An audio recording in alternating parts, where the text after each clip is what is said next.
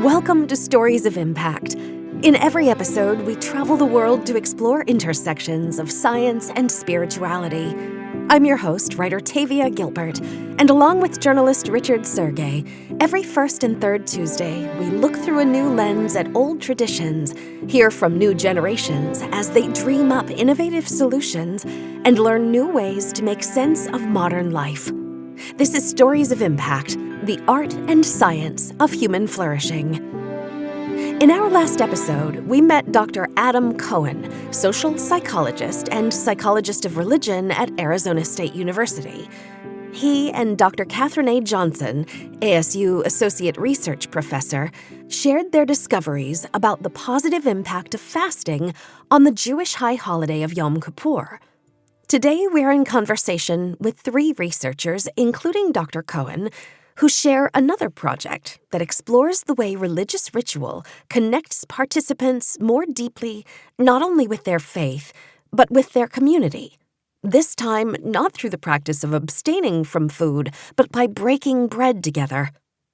Dr. Cohen sets the stage by explaining his somewhat unusual attraction to the scientific study of spiritual faith. I've long been interested in how religion might promote good life outcomes for people, things like physical health, mental health, good community support, and integration. In psychology, religion has not really been taken that seriously at all. But Dr. Cohen has taken it seriously, and over the course of multiple studies investigating how world religions affect communal well-being, he has come to understand the science of spiritual faith more deeply.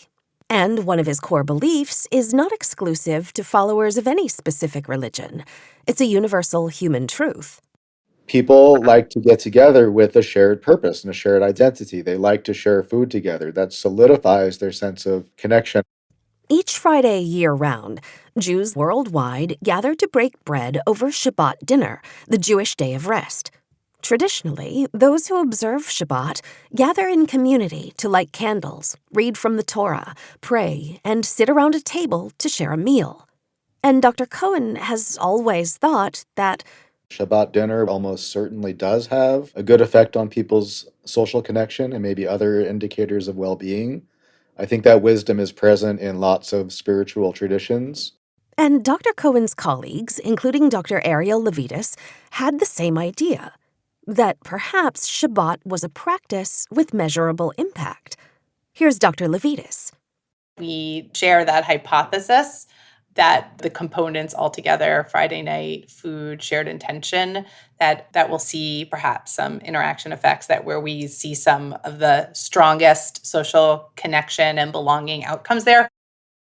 Dr. Levites, managing director of the Collaborative for Applied Studies in Jewish Education and a research assistant professor in the Graduate School of Education and Human Development at George Washington University, also thought that Shabbat dinner might provide a template for enhancing social connection, not only for Jews, but for anyone.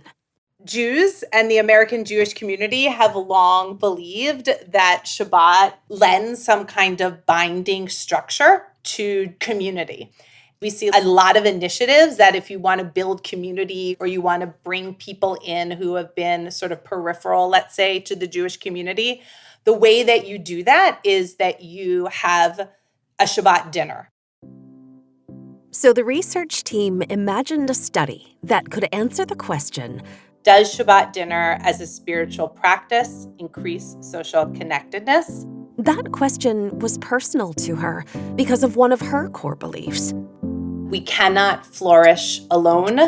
We need to understand flourishing as a group project. Historically, the academic study of religion, the kinds of experiences it promoted that was very focused on the individual's personal, internal, emotional experience. And that in the study of religion and flourishing, that has often been foregrounded historically. There are traditional modes in which Judaism has something really important to say to our shared conversation about what flourishing can look like.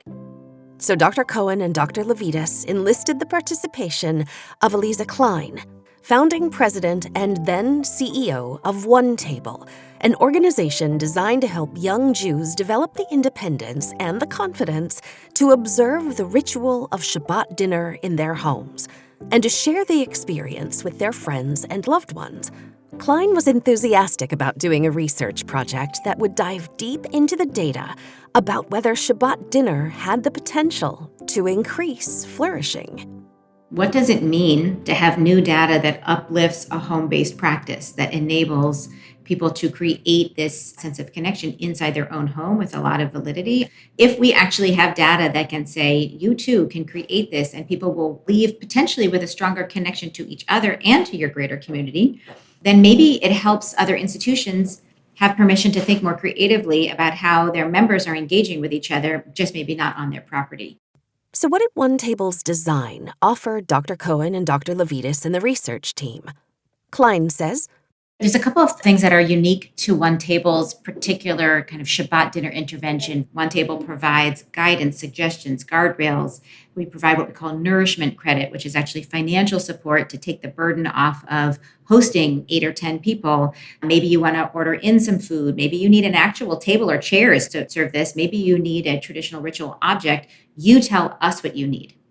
Since Kline founded OneTable over a decade ago, OneTable has facilitated more than 120,000 DIY Shabbat dinners with over 250,000 participants, with those numbers increasing every single week. It's not about a synagogue. There isn't a professional Jew or a rabbi, for example, who is facilitating ritual for others. The OneTable design is a DIY with support, home-based approach. And all of our hosts are volunteers. And the idea is that they themselves, they reflect their guests. So they're in their 20s and 30s. They are coming from a wide range of Jewish backgrounds. They are most likely to be Jewish, but their partner or their friends or their guests could absolutely be people from all different backgrounds. So it becomes their own identity supported by the platforms. OneTable began to address a growing problem: loneliness and dissociation from Jewish community, especially among young people. Since the beginning, OneTable has been incorporating measures around social connectedness and loneliness. A desired outcome is greater social connectedness. Close to 50% of our participants are Gen Z identified now. This was a population of young adults who were disassociating from Jewish life as they were from all kinds of institutional affiliations, according to Pew Research. And there was also an epidemic of loneliness that was coming out in many different places, including UCLA studies, both disproportionately affecting young adults. Yet we saw young adults clearly looking for ways to connect with each other, just not finding them through traditional channels. And that was the key to making OneTable uniquely suited to partner in the Shabbat Dinner Project, says Dr. Cohen. A real strength of this project is this is really taking seriously the idea that a spiritual exercise like a Friday night dinner could have a positive effect, for example, on people's loneliness and feelings of connection. But from an experimental point of view, it's breaking apart this practice into its possible active ingredients. We're asking, is food necessary? Or is a group of people getting together with a shared purpose, is that enough? Is a bunch of people eating together, is that enough? Or do you need a sacred purpose? Does this need to be at a sacred time, for example, Friday night? Or is any time a bunch of people getting together with a shared purpose and sharing food, is that enough? And by doing all possible combinations, we're trying to figure out which of these ingredients you need, either singly or together, in order to increase social connection. Dr. Levites agreed that OneTable was ripe for research.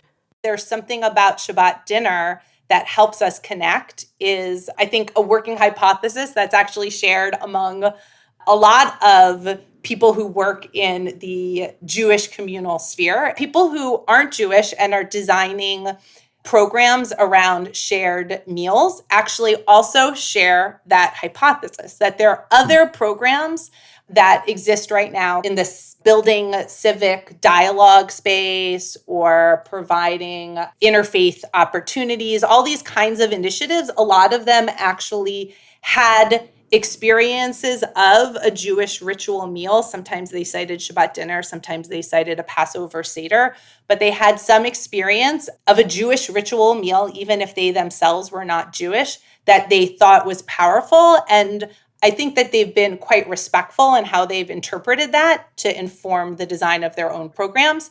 It's somehow inspired by that. With Shabbat as a template for Jews and non-Jews alike to potentially achieve greater community connection and personal flourishing, Dr. Levites says the research team designed the study to explore this idea of spiritual or religious practices that might contribute to flourishing in some way, and to test the impact of what they believed might be. Some of the key facets are a host who either individually invites guests or makes their table open for others, shared food, shared sacred time, and shared intention. The 2-year research project began in November 2022 with interviews, focus groups, and a study of 8 variations on the typical Friday night Shabbat dinner experience. What did Kline hope to discover when the team began the project? When they had a wonderful, meaningful Friday night dinner with others, and then understanding the barriers that keeps people away from that, and then designing solutions. And Dr. Levites' hopes? I went into this study with the assumption that we'll come out at the other end with something useful to say to people who are in the work of Jewish engagement, to people who are in the work of interfaith dialogue, to people who are in the work of civic engagement. And so we did try and think really carefully about how we built this so that at the end we could use what we learned to help lots of kinds of communities grow and contribute to social connection. Kline wanted to learn more about the science behind the ritual, a ritual she'd thought deeply about for years.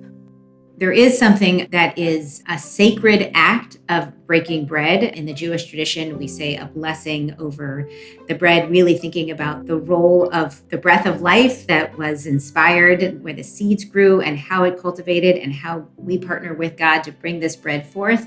And whether people are thinking about the full intentionality of that prayer, or they're just saying, actually breaking bread is a sacred act so much that we have blessings around it, there is an understanding. That piece is very powerful. The table is an opportunity where everybody is equal. All right, when we're standing up, we have tall people and short people, and we have all different sizes. But when we're at the table, it's an equalizer. A round table is even better because there's an opportunity to be able to kind of lean in and share that creates an elevated experience. Religiously, the table is also the image of the altar. When the temple was no longer the central place for sacrifice in Jewish community experience and practice, we're now on our own without the temple. The table itself actually becomes that altar. So there is a whole rich and sacred tradition about the table. I mean, there's so much there to be unpacked. And I don't think you have to go quite that deep to enjoy the feeling of being at a table with somebody, but it sure is there if you're ready for it. Did the research project back up her assumptions? One of the things that we have learned is that, and especially it's articulated so clearly from millennials and now Gen Z, which is the population we're really focusing on right now, is that social gatherings can actually be sources of anxiety. There are a lot of barriers that keep people from showing up at something and then navigating that space. What else did the research uncover? Dr. Levites says, we found that there are more improvements to participating in a Shabbat dinner than doing other social things on a Friday night alone. On some of the measures of loneliness, people marked themselves or assessed their state of being as less lonely than it was on the pretest. For some of our measures of social well-being and connectedness, they marked themselves as feeling more connected to others or more of a sense of belonging after than before. So when we are talking about more improvement, we mean people feeling less lonely, more connected, and feeling a greater sense of well-being. We actually did not find anything that seemed to have a significant effect on being the primary driver or like a key driver of those improvements. It didn't matter if you liked the food. It didn't matter if you lit Shabbat candles or said a blessing over the challah.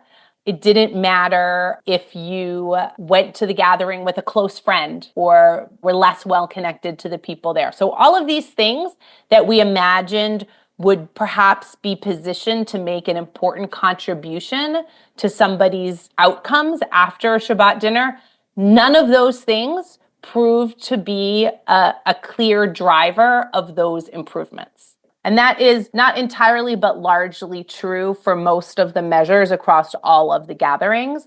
But Friday people who gathered on Fridays showed more improvements than people who gathered on Tuesdays.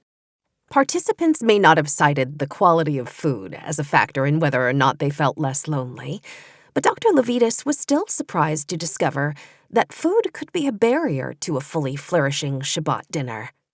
What we actually found was the food conditions showed less improvement than the no food conditions. So people who did not have food at their gathering showed more improvements. They rated themselves as less lonely, and they scored themselves higher on measures of well-being and social connection compared to people who did have food at their gatherings. And that was a big surprise to us.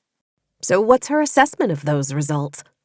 My interpretation is actually that it's probably a lot of things all together, meaning that there is no silver bullet and there is no hack. This study would suggest that it's the whole package of Shabbat dinner that matters, as opposed to any one individual piece that you can easily pull out. However, Dr. Levites reports that the research still supports what she, Dr. Cohen, and Aliza Kline thought might prove to be true.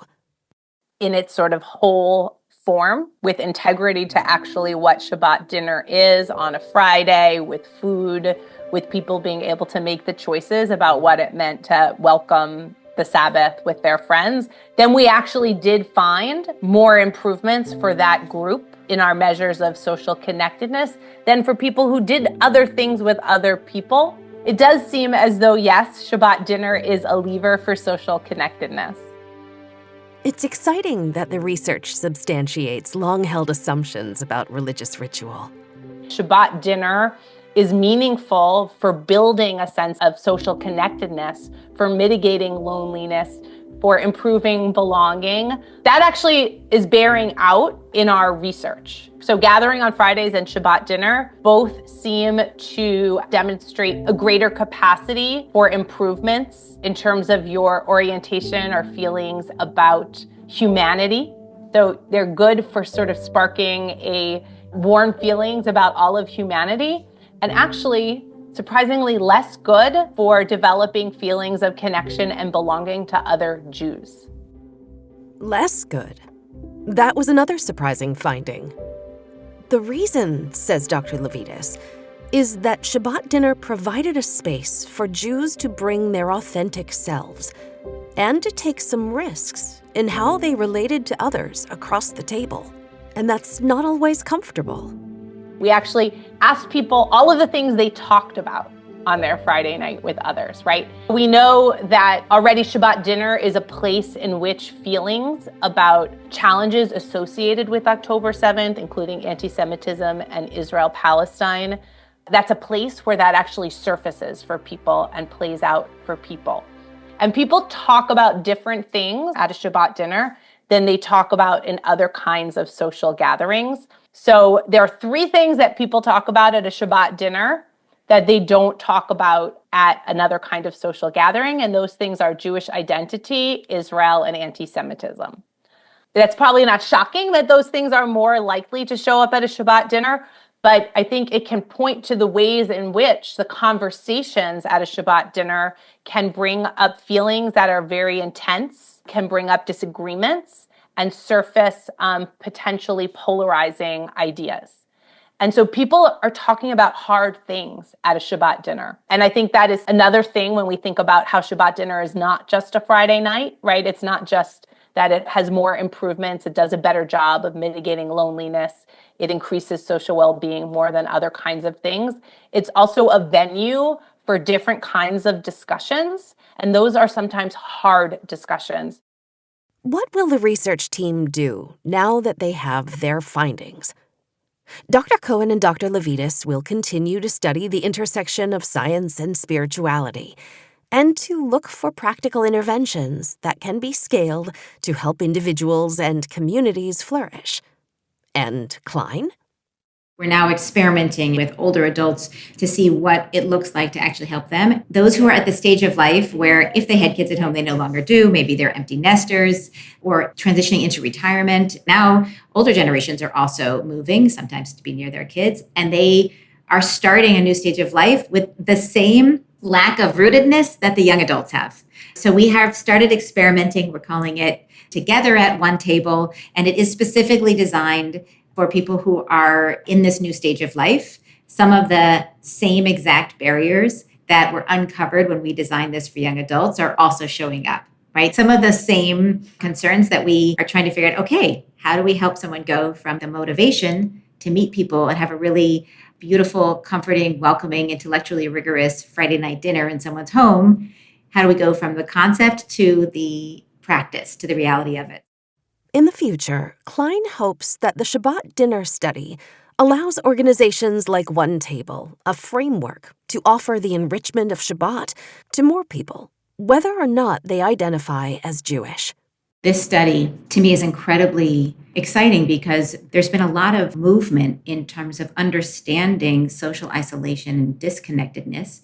The idea that religion can actually be an antidote to loneliness and an asset in terms of social connectedness seems so obvious to me, but that's because I come from a religious and community leading background. And the question is actually true for the general population? And if so, how might we create this intervention on an even larger scale so that more people have social connection? We actually have clients who are outside of the Jewish community. One is called the Dinner Party. The Dinner Party is a beautiful platform that was also started by a millennial to acknowledge that young adults, some of whom have had a personal loss in their family, and they need community. So they have a platform by which a young person can find other young people to have a beautiful, curated conversation about loss around the dinner table.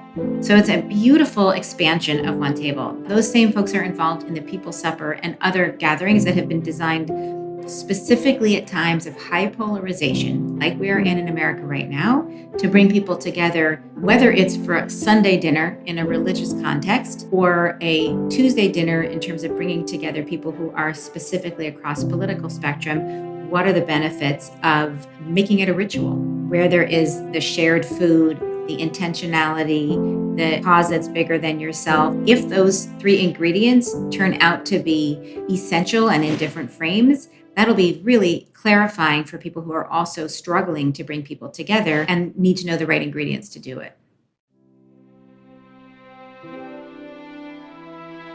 Our series about the science of religious ritual comes to a close with our next episode, so we hope you'll come back in 2 weeks for that final uplifting exploration. In the meantime, we hope you'll share an intentional meal with a loved one. And we also hope that you'll follow the Stories of Impact podcast and that you'll recommend us to a friend. If you have 1 more minute, it would be great if you could give us a 5-star rating and a review. And we'd be thrilled to hear from you.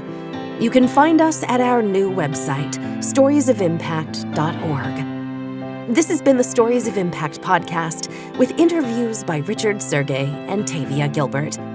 Written and produced by Tavia Gilbert for Talkbox Productions. Assistant producer Oscar Falk. Music by Alexander Filipiak. Mix and master by Kayla Elrod. Executive producer Michelle Cobb. The Stories of Impact podcast is generously supported by Templeton World Charity Foundation.